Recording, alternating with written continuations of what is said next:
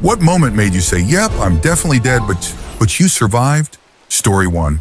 Back in college, while living in an apartment complex, my dryer stopped working.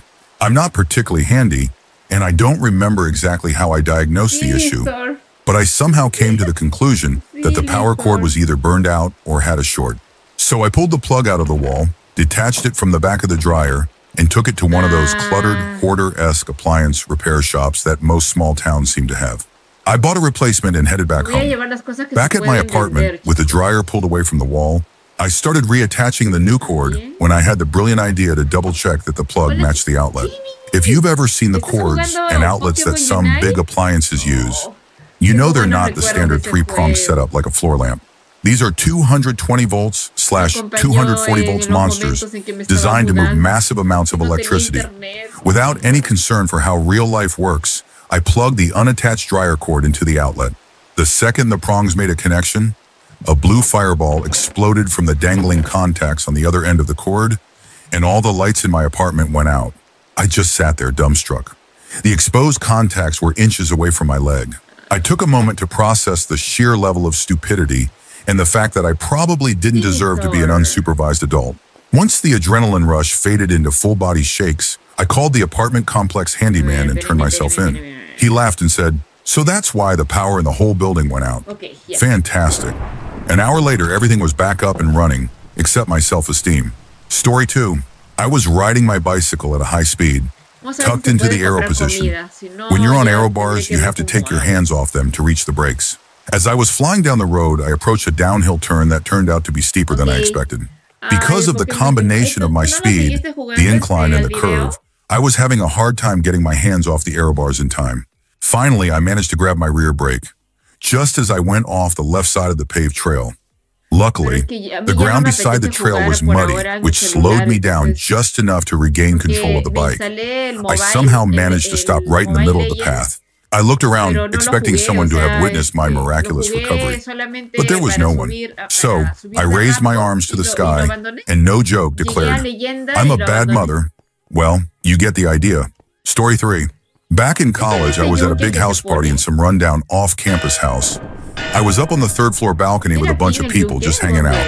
Another guy and I were leaning back against the railing, talking, when suddenly it snapped. Time slowed down. To this day, I can still remember the horrified expressions on the faces of the people around me as I fell backward. It was about a 25-foot drop, and in that moment, I was certain I was about to die. I might have flipped, I don't know, but I hit the ground on my back with a brutal thud. The impact knocked the wind out of me, and for what felt like an eternity, I couldn't inhale. When I finally regained some awareness, I saw my friend kneeling over me. He was in the army at the time and was already assessing me. I felt an intense pain in my legs and tried to move, but he held me down, telling me not to in case I had a spinal injury. Long story short, I got lucky. Just some deep bone bruising on my feet from when they slapped against the ground after I landed flat on my back. The other guy wasn't so lucky. I landed in a soft, muddy lawn. He hit a concrete patio. He broke his spine in 2 places and suffered a slight skull fracture.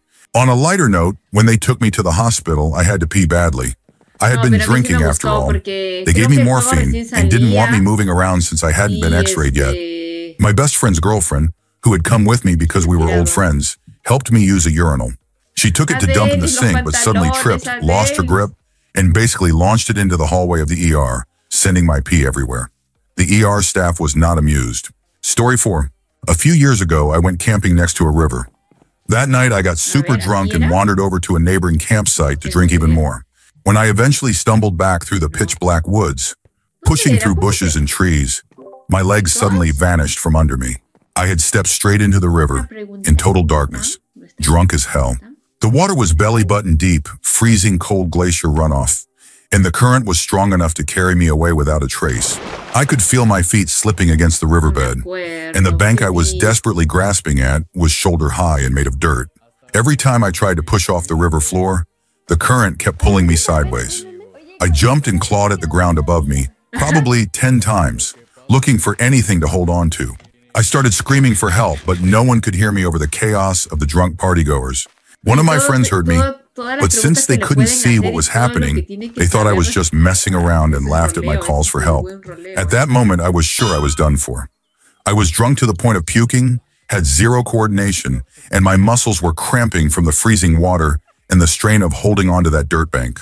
Just as I was about to give up, I felt a tree root deep beneath the surface with my foot. With what little energy I had left, I pushed off it and dug my nails into the dirt, finally managing to haul myself out of the water. It was the most terrifying, sobering moment of my life. Afterward, I ended up puking in the laughing friend's back seat. A true happy ending. Story 5. I was robbed at gunpoint and forced to drive to a secluded road deep in the woods. The guy in the passenger seat told me to get out and walk toward the tree line, while he followed behind me with the gun pointed at my head. All I could think about was my mom. Of course, I didn't want to die, but the thought of her having to go through the pain of me being missing, then eventually being found dead, was worse. When I reached the tree line, he told me to lay down on my stomach. I did as I was told. He backed away and told me not to move for at least 30 minutes before even thinking about getting up. Then he got into the lead car with his buddies and drove off. I'm not the type to claim divine intervention. I'm not even religious. But something made him change his mind about pulling the trigger, and for that, I'm grateful. Story 6. My sister came to pick me up from work in our parents' Subaru. As soon as she pulled up, she mentioned hearing a weird, rhythmic flapping noise and thought it might be a tire issue. We checked them all, but nothing seemed off. No flats, no visible damage. So we decided to drive home and have our dad take a look when we got there. As we got on the freeway, the sound continued. I heard it too, but I couldn't tell what it was. We were going about 70 miles per hour when, suddenly, the back passenger tire completely detached from the car. Everything after that happened in slow motion. My sister lost control, and we started swerving violently across both lanes, the car twisting back and forth. I gripped the seat, powerless against the motion, and thought, this is it. I'm about to die. But somehow we didn't. We were unbelievably lucky. No cars were beside us when it happened, even though we were in the middle lane. When we finally came to a stop, we ended up on the shoulder, facing backward, in the only flat, grassy spot for miles. Every other stretch of that highway had a guardrail with a steep ditch right next to the road. If we had spun out anywhere else, the car could have flipped. Turns out the lug nuts on the right side of the car had all been loosened. After hearing similar stories from people at the university where my dad worked, we believe someone had been going around campus loosening people's tires. Story 7. I overdosed on Xanax. I was in a really dark place mentally and had some Xanax for anxiety. One day I picked up a full pack from the pharmacy, grabbed some sweets from the store to mask the bitterness, and went through with it. I was in my room wearing just my underwear. I remember thinking about how, when my grandfather passed away 20 years earlier in another country, the women in my family had to wash his body before burial. That stuck with me for some reason. Then I fell asleep. My cat curled up next to me, and I didn't wake up until the next morning, when my mom found me. She called an ambulance immediately. I kept slipping in and out of consciousness in the ambulance. Every time I woke up, I told her not to scold me. Of course, she was so scared that was the last thing on her mind. I was discharged the next day, and strangely enough, things got better after that. I realized I didn't actually want to die. I just didn't want to live that life anymore. I had to make some real changes, and I did. Little by little, I worked on improving my life and finding happiness again. Story 8. I've been asthmatic since I was 16, so I always carry my inhaler with me. When I was 24 and in med school, I had just finished a test and was waiting outside the classroom for my then-girlfriend to finish. I went to a very small med school in Mexico, and the hallway was practically empty. Out of nowhere, I felt like sitting down. No particular reason, just an urge. So I sat down on the ground, my back against the wall. Then suddenly I started struggling to breathe. I reached for my backpack, searching frantically for my inhaler, but it was nowhere to be found. I dumped everything out. Nothing. The hallway remained empty, and I was completely alone, gasping for air. It was getting worse by the second. Panic set in as I crumpled onto my side, my arms, legs, and face going completely numb. I couldn't move. I couldn't even speak. I could feel my rib cage and thoracic muscles working overtime to try and pull in air. My lungs wheezed so loudly that people in the surrounding classroom started pouring into the hallway. My girlfriend ran out, screaming for help. One of the professors rushed over, placed a stethoscope on my chest, and I heard her say that almost no air was getting in or out. As my consciousness started to fade, I heard someone mention that the first aid kit in the building was locked. They couldn't get to it. My eyes closed, and I realized I'm dying. Tears streamed down my face as the world around me faded into silence. Then suddenly a rush. Air filled my lungs in a massive gasp. I looked down at my leg and saw a syringe sticking out of my thigh. Someone had injected me with epinephrine. I sat up dazed and saw a younger student pulling the needle out. He was a certified EMT and, by pure luck, had been carrying epinephrine that day for a class presentation. Within minutes, I fully recovered with no complications. Story 9. My dad flipped the wrong breaker while we were replacing a light switch, and I got thrown across the room. I put my dad's truck on 2 wheels while taking a sharp corner because a cigarette landed on the seat right behind me. I fell off a 3-story log cabin frame onto gravel. I was chased down by a bull, and at the last second, my dad yanked me over the cattle gate, right as the bull crashed into it, denting the metal. I overdosed on a mixture of alcohol and Adderall. I fell out of a moving car while going 25 miles per hour while driving. I fell through the ice while fishing with my dad. A friend of mine almost drowned me in a lake when our canoe flipped. He couldn't swim, so I had to save him instead. I've been accidentally set on fire multiple times. Oh, and my brother intentionally threw me into a bonfire once. I think that's all of them, but I might be missing 1 or 2. Story 10. I once drove a Nissan Micra off a dirt road and into the woods at around 100 kilometers per hour.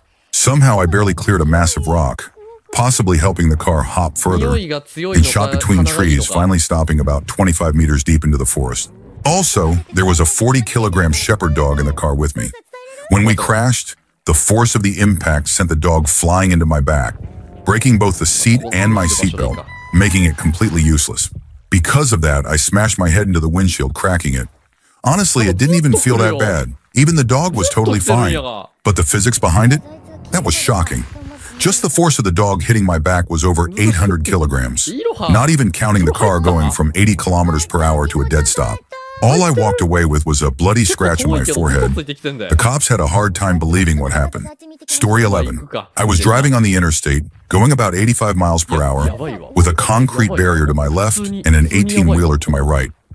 Then my car started hydroplaning. For 10 to 15 agonizing seconds, I had zero control. The car wouldn't stop skidding, and no matter how hard I gripped the wheel, it kept trying to point toward either the concrete barrier or the truck. I was screaming. Eventually, the car came to a stop, facing oncoming traffic about a quarter mile from where the hydroplaning started. And then there was the time my plane was struck by lightning. It fried the onboard circuitry, and we had to make an emergency landing. Luckily, there was an airport within 10 minutes of us, because from that point on, it was a straight descent. Story 12. In 2018, Anchorage, AK, and the surrounding region experienced a 7.1 earthquake. I was living in a 3rd-story apartment in a cheaply built building on the edge of Baxter Bog, getting ready for work when it hit. The shaking lasted for minutes, and I had just enough time to dive into the small space between my bed and the wall. But I immediately regretted that decision because I was effectively pinned, my body wedged in so tightly that I had no wiggle room. Lying there on my side, my cheek smashed against the mattress, I was convinced this cheap building was about to slide straight into the bog across the street. I had enough time to contemplate life. At one point, a particularly violent stretch of shaking triggered a montage of memories flashing before my eyes. I even chuckled, picturing my body being discovered centuries from now, perfectly preserved in mud, looking like Peter Griffin when he falls on his face. Or worse, like Tom Segura attempting that ill-fated dunk. 'Tis a silly universe. Thankfully, Anchorage has strict building codes designed for earthquakes, and despite this one being among the most powerful in U.S. history, no one was killed. Still, my workplace didn't seem too impressed. I was actually written up for not showing up to work that day. Story 13. Back in the early 90s, I worked for a towing company. Part of our response area included a stretch of interstate that required special permits to operate on. It was somewhat exclusive, but the trade-off was brutal. Failing to respond within 30 minutes meant heavy fines or even losing the permit entirely. Basically, no matter the time or weather, if a call came in, you went. Most calls were routine. Hook the car, tow it, move on. But working on the side of a highway with trucks and cars flying past at full speed was always dangerous. There were no move-over laws back then. One call took me to a car that had broken down right next to a guardrail. There was barely any room to work. I did as much as I could from the passenger side of the tow truck, but to finish securing the vehicle to the flatbed, I had to step onto the driver's side. I was just tightening the last strap when I saw a truck approaching in my peripheral vision. He gave me room, but the truck behind him, he had no idea I was there. He wasn't doing anything wrong. It was just one of those blind spots where he couldn't see beyond the truck in front of him, and he wasn't tailgating. As they passed, the first truck veered slightly, giving me a decent berth. The second truck held his line. I flattened myself against the flatbed as much as possible, and in that moment, my entire life flashed before my eyes. That truck driver saw me at the last possible second and swerved, but to this day, I have no idea how he didn't hit me. It was so close that my shirt tails got caught on some part of the truck, ripping my shirt and yanking my hat clean off my head. It took me 2 or 3 hours to fully process what had just happened. I could have died right there, and the driver might not have even realized he had hit me. After that, I spent years working on roadways in heavy traffic, but I never took another risk. Every time I parked my vehicle at an angle, at least 100 feet back, with the wheels turned away from me. I set up flares a few hundred feet behind me, wore a safety vest, and took every possible precaution. But the strangest part of all, even 30 years later, I vividly remember that life flash. It was real. So many moments from my life rushed through my mind in what was probably less than a second, from the moment I first sensed danger to when it was over. I've always wondered if anyone else has experienced that and what it was like for them. Story 14. The brakes on my bicycle failed at the worst possible moment. I was on a 2-day expedition with the Scouts, carrying a full pack of gear on my back, weighing me down. Just as I reached the crest of the largest descent of our entire route, a brutal 16% gradient lasting a quarter mile, ending in a sharp U-turn at the bottom, my brake pads burned out completely. By the time I realized they had failed and weren't just covered in mud, I was already going too fast to stop. I considered jamming my foot in the wheel or scraping my heels, but at nearly 40 miles per hour, I knew that would just end in injury. As I hit the bottom, by all accounts doing at least 50 miles per hour, I lost control. There was no way to make the turn, so I went straight off the track and into a massive nettle bush, gathering thousands of stings all over my body as I continued at high speed. At some point, I became airborne, and I felt my bike drift away from me. In that moment, I thought, this is it. Next thing I knew, I opened my eyes and found myself tangled in tree branches at the bottom of a ditch. My bike was suspended above me, about 3 feet up, also caught in the branches. My friend called down, "Are you okay?" I wriggled around to check. Aside from the fiery burn of what felt like a million nettle stings, I was miraculously fine. They helped drag me out of the ditch, and we stared in shock at the distance I had traveled. I had smashed through branches as thick as my arm, head first apparently. Thank God for my helmet. My pack had broken my fall and probably saved my spine. That was one very lucky day. I didn't ride a bike again for a year after that. Story 15. I went cliff jumping, hit the water badly, and heard a massive crack. For a few seconds, I couldn't feel anything. As I floated deep underwater in eerie silence, I genuinely thought I had broken multiple bones. Or worse, my back. I started wiggling my toes one by one, then my legs and arms. Everything seemed to be working. Relieved, I swam to the surface. But as I started making my way back to shore, my legs began to ache badly. Within moments, they hurt so much I couldn't use them at all. I had no choice but to swim the entire way back, using only my arms. When I finally reached the shore, I could walk again, but the pain was brutal. Turns out I had hit the water in a semi-seated position, and the backs of my thighs had impacted the surface like it was concrete. I walked away with some seriously impressive bruises, but no other injuries. Story 16. In high school, just after the school year ended, I was at a friend's house about 45 minutes from home. I left about 20 minutes before my curfew, which meant, of course, I was speeding. Not anything insane, but still pushing 60 miles per hour in a 45 zone on a back road. It had rained earlier, so the road was damp, but not overly slick. Everything was fine until I saw a sign that said 25 miles per hour and realized the road had a sharp left jog ahead. It wasn't a huge curve, but I panicked and slammed on the brakes. The car immediately turned sideways. I was suddenly staring at houses through my driver's side window, completely convinced I was about to plow straight into someone's living room. If I was lucky, I'd only kill myself. Then somehow the car straightened out. Except now, I was fully off the road, skidding through the grass, heading straight for a tree. A road sign flashed into my headlights and I obliterated it. Finally, I managed to come to a stop, after sliding nearly 100 yards in about 5 seconds. Shaken, I pulled into a nearby neighborhood, got out, and walked around to calm down. The first house to the left was up on a hill, and the owner came out to check on me. He asked if I was okay, then casually mentioned that a lot of people crashed at that exact spot. He didn't call me an idiot outright, but he didn't have to. I got the message loud and clear. I drove home much more cautiously after that. I got in trouble for being late, And when I told my mom what had happened, she let me decide whether or not to tell my dad. I chose not to. Of course, he eventually noticed the grass in the wheels and the sign-shaped dent in the bumper.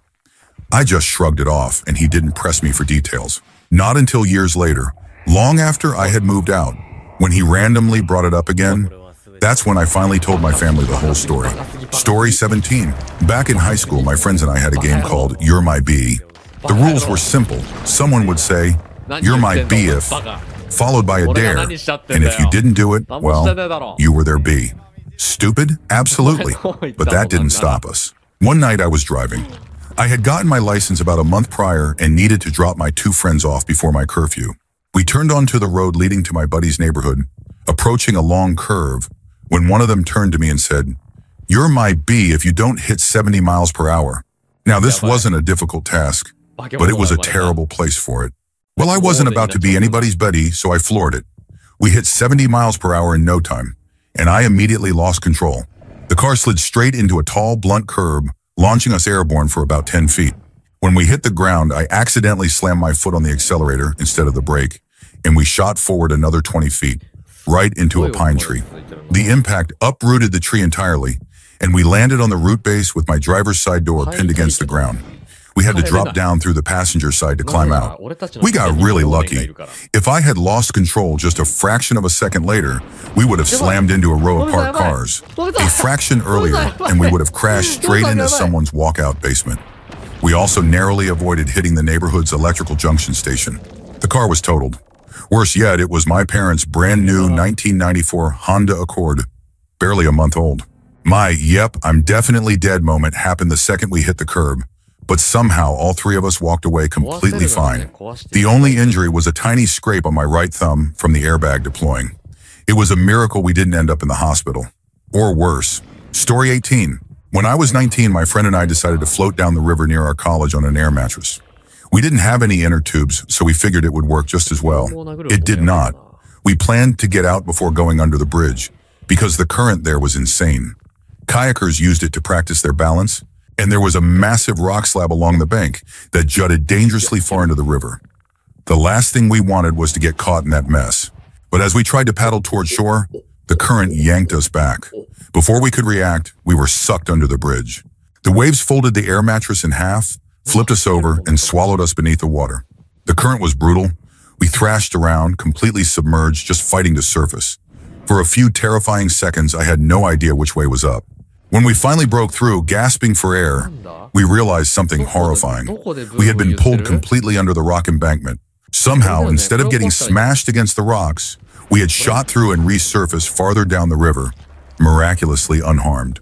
As we caught our breath, we noticed dozens of people staring at us, some from the bank, others from the bridge, watching the two idiots who had almost gotten themselves killed on an air mattress. Story 19.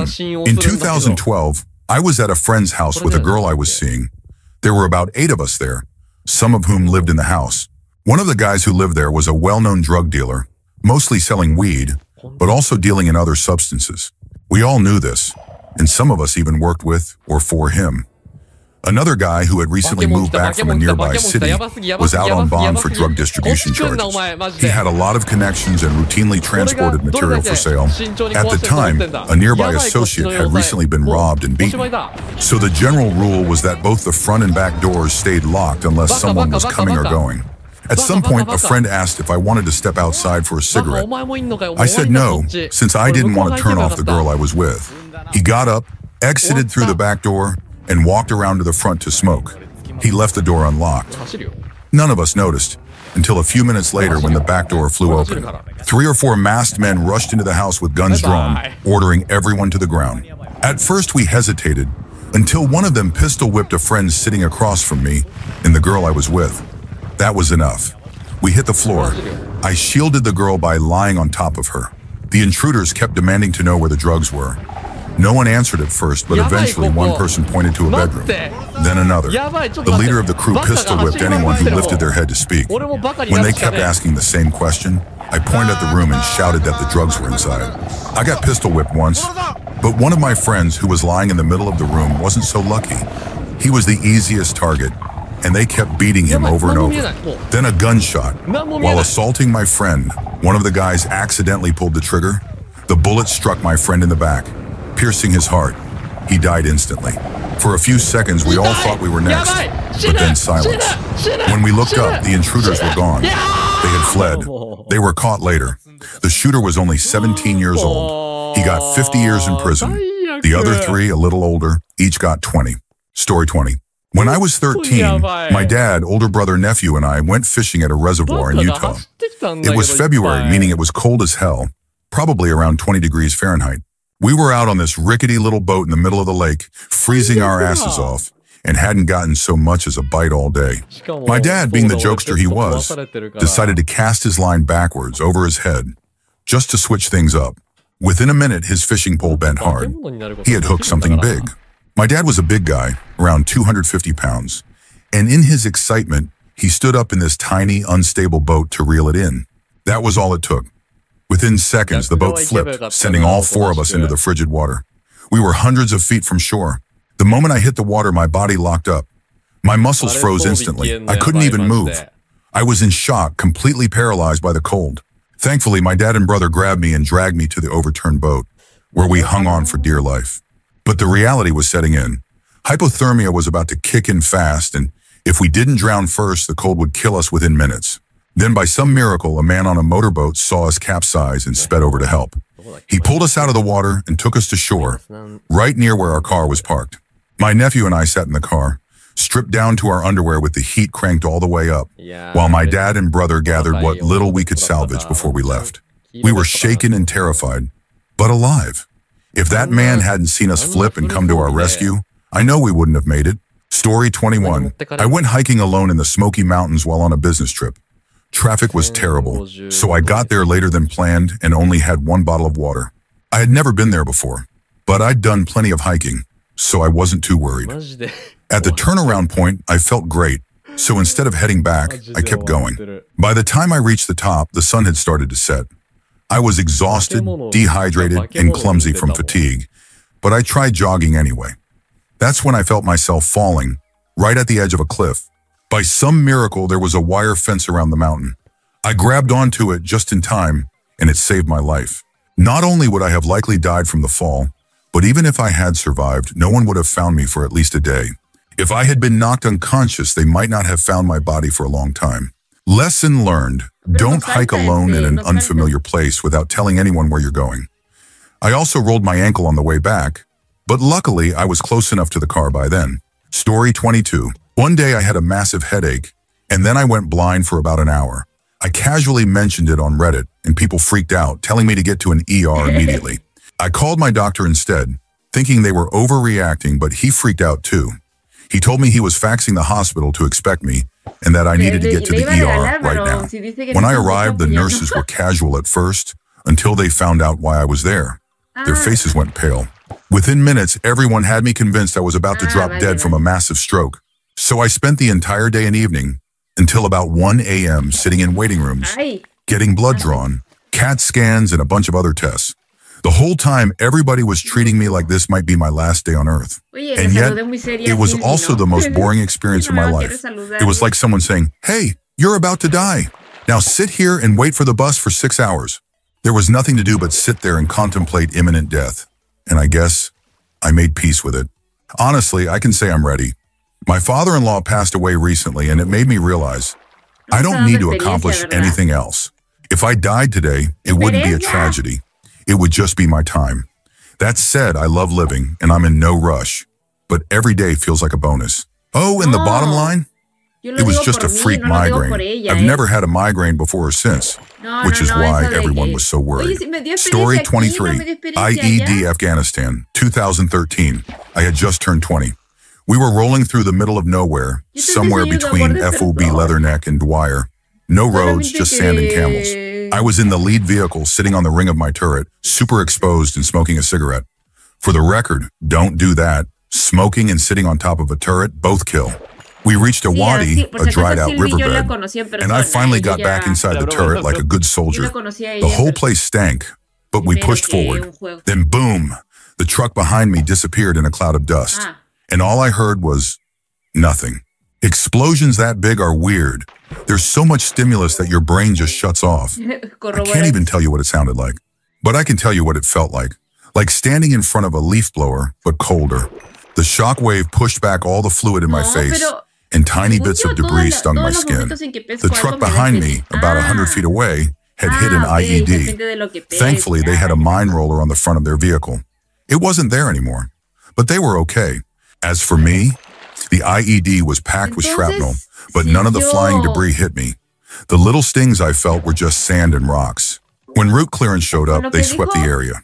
Turns out the reason the wadi smelled so bad was because the debris littering the ground, that was what was left of a camel. It had stepped on another, much larger IED. For years, I kept thinking about it. Every time I saw a red light camera flash in my rearview mirror, I'd have a moment. But now, I'm good. That day changed my entire outlook on life. Because in so many other scenarios, my ticket would have been punched. And since then, every single day has felt like a gift. Story 24. I was riding snowmobiles with my best buddy when we were much younger. I had almost no experience with them, and the one I was using was an older model with the skis set really close together, making it super tippy. We were tearing through the trails, him behind me, both of us laughing and having the time of our lives. Obviously, since I was in front, I wanted to go faster than him. That's when we hit a section of the trail with a sharp turn, way sharper than I could handle. I cranked the steering hard to the right, but instead of making the turn, I got launched into the air at full speed. In that split second, I noticed a downed log up ahead, covered in sharp, jagged branches sticking out in every direction. I was flying straight toward it. For sure, I thought I was about to get impaled. But somehow my body avoided every single branch, landing perfectly between them. I just lay there staring at the sticks pointing all around me, completely unscathed. My friend skidded to a stop, both of us in total shock for a few seconds. Then without saying much, we just got back on the snowmobiles and kept riding like nothing happened. Good times. Story 25. Back in Dallas in 2010, I was driving down one of those wide open highways, heading southbound at around 80 miles per hour. Yes, I was speeding, but the limit was 75. I had just passed an 18-wheeler when a car suddenly swerved in front of the truck and then into my lane, cutting me off. I reacted instantly, jerking my steering wheel left toward the shoulder to avoid being hit. But I overcorrected way too hard and lost control of my car. The highway divider wall was now directly in front of me, so I swerved back the other way, right into the path of the truck I had just passed. Panic kicked in, and I swerved again, but this time I was headed straight for the guardrail. At this point, I let go of the wheel and just screamed, thinking, please, just hit something so this spinning stops. My car spun out of control, whipping back and forth like a rag doll. It felt like forever, but in reality, it was probably just a few seconds. When everything stopped, I realized I was now facing the wrong direction, sitting smack in the middle of the highway.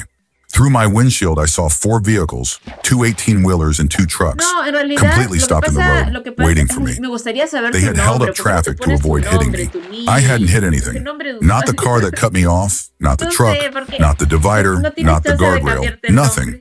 My little white 2009 Toyota Yaris was completely untouched. I sat there gripping the wheel, my heart pounding, and let out the deepest breath of my life. Then I slowly turned the car around and kept driving. As I passed the other vehicles, some drivers waved or gave me a thumbs up. I smiled back, but inside I was still in full-blown panic mode. Story 26. When I was around 12, I was visiting my uncle's farm. He had a couple of smaller quads that we'd ride around on, and after spending the day riding with him, he trusted me to take one out on my own, with the strict rule that I wasn't allowed to go past second gear. Of course, the second I was out of earshot, I gunned it. Now, my uncle raised cows, and to keep them in certain pastures, he used movable electric fences, just a single 1/8-inch wire stretched 300 meters across, held up by white plastic supports spaced about 50 meters apart. I was heading back toward the house as the sun started setting, absolutely ripping across a field in 4th gear, full throttle. Then at the last second, I saw the wire. I instinctively stood up and slammed on the brakes, but it was too late. The wire caught me right across the stomach and launched me off the quad. For a split second, I was suspended in the air, and I swear the wire stretched back like a slingshot. I had just enough time to think, this is how I die, before it catapulted me a full 20 feet backward. I landed hard, but miraculously wasn't hurt. The ride back was very slow and very careful. Didn't go past second gear. Story 27. When I was 19, I was driving to the airport at night to pick up my dad. I was cruising down the highway at about 65 miles per hour when I came up behind an old Honda Odyssey going 40 miles per hour with its hazards on. Since the speed limit was 65, I figured I'd just pass it. As I pulled into the left lane to overtake, I suddenly noticed sparks flying in the road ahead. A second later, the van's front wheel, rim and all, detached and shot straight into my lane. I had maybe a split second to react. I slammed on the brakes, but it was too late. I hit the loose wheel head-on with my passenger side tire, and the impact sent my car onto two wheels, tilting at an angle while still going at least 55 miles per hour. For a terrifying 3 seconds, my car was practically on its side.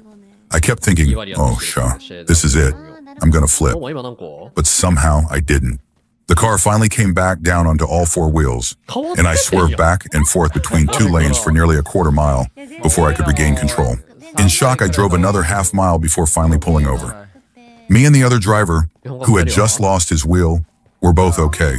But that was, without a doubt, the scariest moment of my life. Story 28. Back when I was very young and living with my grandparents, I was playing alone outside with a stick, swinging it around like a sword. Eventually, I went inside but kept waving it around like an idiot. Not long after, I accidentally knocked my grandma's glasses off the table. They hit the floor and shattered. We were poor back then, lived in a shack, barely getting by. Even basic necessities were expensive. So I knew how much of a struggle it must have been for her to afford those glasses in the first place. The second they broke, I knew I was dead. To make things worse, my grandma was outside clearing the back of the house with a machete. I remember thinking, she's going to cut me into pieces and feed me to the pigs. I don't even remember crying, just a sinking feeling of pure dread as she walked in and saw her broken glasses. She scolded me, but she didn't cut me into pieces. Story 29. I almost drowned at La Jolla this year. The tide kept pulling me farther and farther out, but I didn't even notice at first. I was just messing around with my boogie board, having fun, until I glanced back at the shore and realized I was way farther out than anyone else. Panic set in. I started kicking as hard as I could to get back, but no matter how much I tried, I kept getting pulled out even farther. The waves were massive, sometimes making the shore completely disappear from my view. That's when I started to really freak out, because if I couldn't see the shore, there was a good chance no one could see me either. For some reason, I thought my boogie board was making things worse, so in a dramatic move, I threw it away. Then I started swimming toward the shore with everything I had. That's when I realized I wasn't just struggling, I was caught in a rip current. I had never been caught in one before, so I didn't really understand what was happening. I just knew I was exhausted. The more I fought, the weaker I got. That's when I stopped trying to fight it and focused only on staying afloat. I started waving my arms and screaming for help, but I remember thinking, nobody can hear me. And worse, I realized that from a distance, I probably didn't even look like I was in danger. For a few moments, I genuinely thought, this is it. I'm going to drown. Then out of nowhere, I saw the lifeguard swimming toward me. Guess I wasn't going to die after all. Story 30. I was in an awful car crash on the freeway at 12:30 a.m. when traffic was light. A Honda Accord going at least 80 or 90 miles per hour tried to squeeze between me and my Nissan Cube and an 18-wheeler. I remember seeing him enter my blind spot, but he never appeared in my periphery. Just as I was processing how odd that was, I caught his headlights swerving in my side mirror. Before I could react, he lost control and slammed into the back of my car. I rolled over and skidded down the freeway upside down. Time slowed as I watched sparks fly from my car's roof, scraping against the asphalt. My only thought was, well, this is how I die, and this terrifying image will be my last memory. Then I slammed into the guardrail on the opposite side of the freeway. My music still playing as I hung upside down in my seatbelt. Somehow I managed to get the door open, unbuckle, and roll out. The passenger side was completely demolished. I grabbed my phone to call 911, but it was still connected to Bluetooth, and I couldn't hear anything. I managed to turn off the car and call again, but the call wouldn't go through. Meanwhile, the guy who hit me had also ended up upside down, but instead of calling for help, he ran up to me and told me to call a tow truck instead of 911. I told him, our cars are upside down on the freeway. I'm calling 911. Then he took off on foot. The 18-wheeler had somehow ended up on the opposite side of me, knocking over the guardrail and hanging halfway off the grade. That meant that while we were both spinning out of control, we had actually crossed paths, and yet he had somehow managed to avoid hitting me. That guy must have been one hell of a driver. Thinking back, I reasoned that the Honda must have hit the truck first, then bounced off it, and then crashed into me. But beyond the truck driver's insane reflexes, I also believe I survived because of my Cube's high boxy roof. I'm a tall guy, but my head never touched the ceiling of the car, even while flipping. People always made fun of me for driving a Cube, but that weird-shaped car saved my life that night. The insurance nightmare that followed was a whole different kind of disaster. But that's a story for another day. Story 31. Before my first chemotherapy treatment, my doctor warned me about a rare side effect that could trigger an allergic reaction, and in very rare cases, even be fatal. I shrugged it off. What else could I do?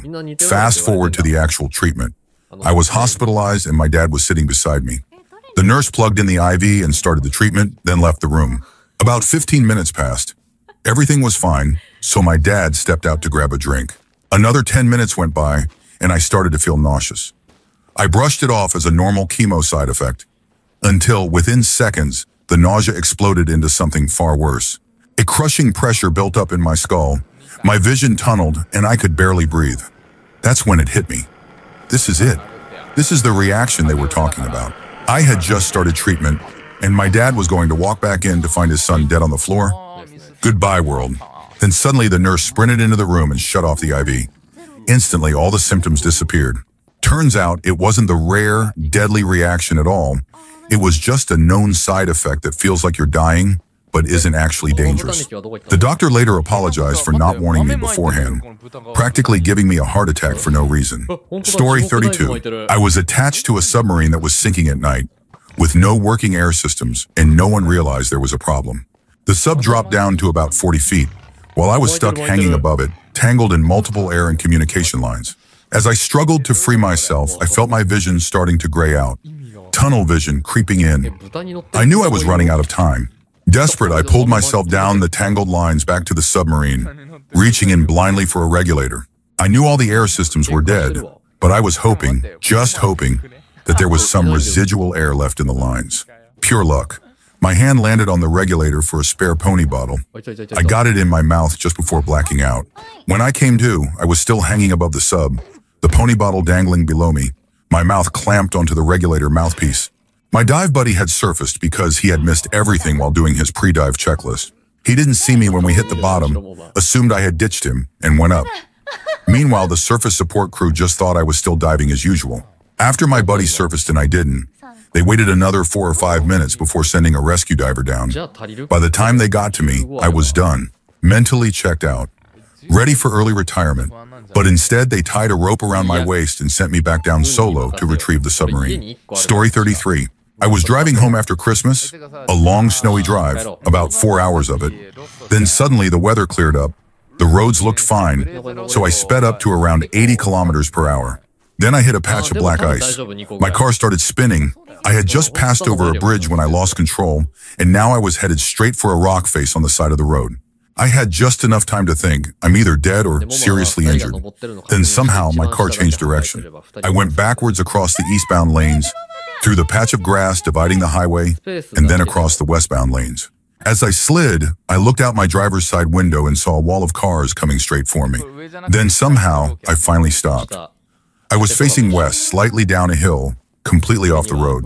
I sat there for a second, completely shaken, then called my mom, a tow truck, and worked to let them know I wouldn't be coming in for my shift. While waiting for the tow truck, 2 police cars pulled up. One officer looked at me, listened to what happened, shook his head, and then just stared at me. "Where's your halo?" he asked. "Because you should be dead." My car had only minor scratches. 2 tow trucks had to wedge it out of the snow, and then I was back on the road. The remaining 3-hour drive home took me closer to 5, white-knuckling the steering wheel the entire way. Normally, it would have taken half that time, but I was still shaken to the core. Story 34. I have a nephew close to my age. We were like brothers growing up.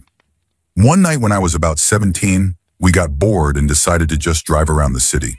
It was probably around 1 a.m. If you're wondering, no, our parents didn't care since we were considered good kids and never got into more trouble than the occasional speeding ticket. We were just cruising down random freeways when a light rain started. I was driving and didn't notice that my speed was creeping up.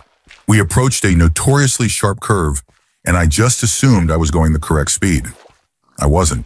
I was in the far left lane of a 4-lane freeway, heading straight into a tight left-hand curve when the car suddenly spun out. It felt like it spun for eternity. I had no idea how to correct it. My area doesn't get snow or ice, so I'd never learned how to recover from a skid. My nephew and I just sat there, waiting for the inevitable crash, either into the wall or into another vehicle. The scariest part? This was an industrial area full of massive big rigs. Then somehow we came to a stop, perfectly in the right lane, completely unscathed. The only problem? We were now facing the wrong direction.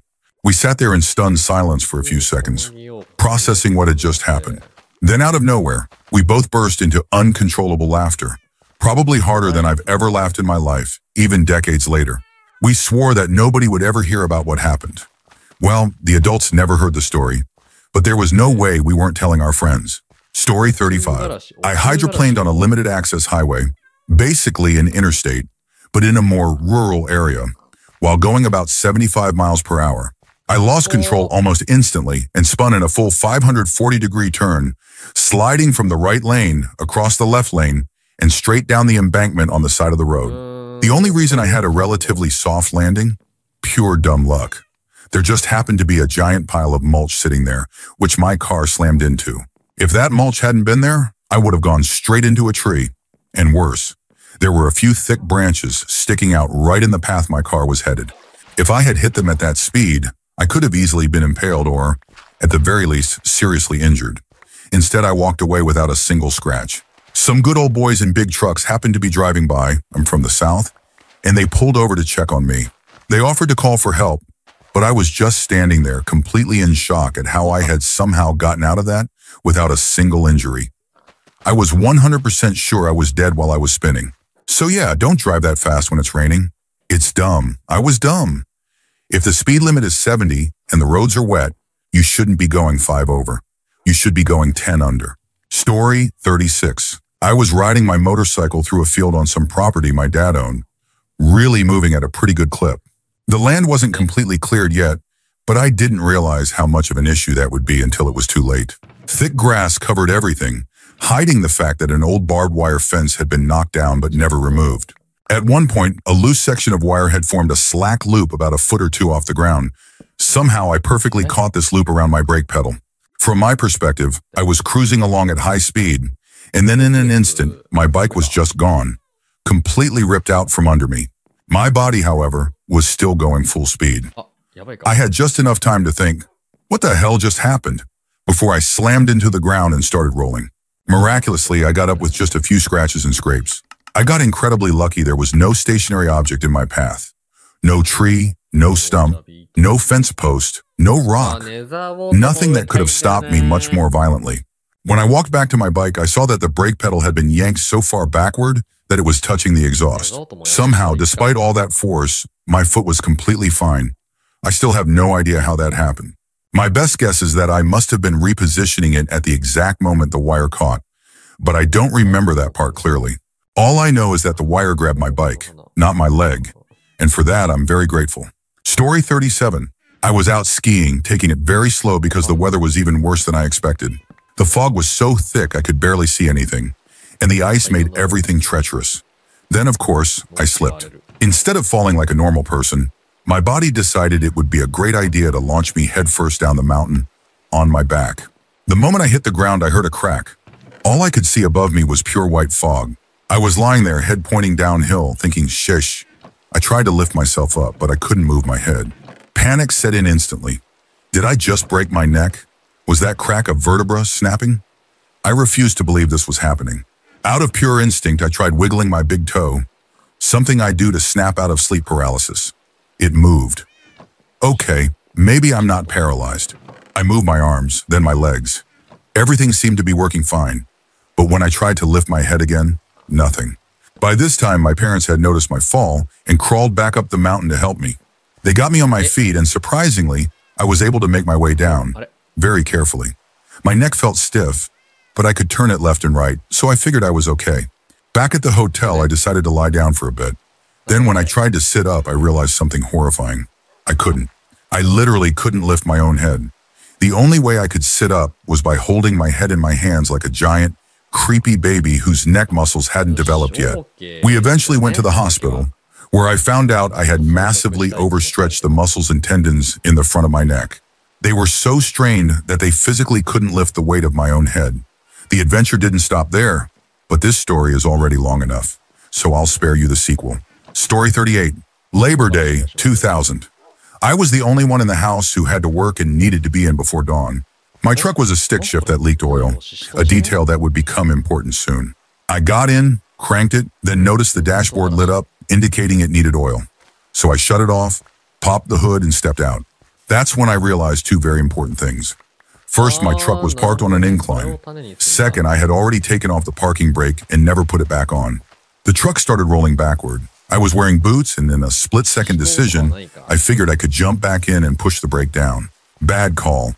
I slipped, one foot got stuck under the brake pedal, and my other foot, which had been on the ground, was now in the air.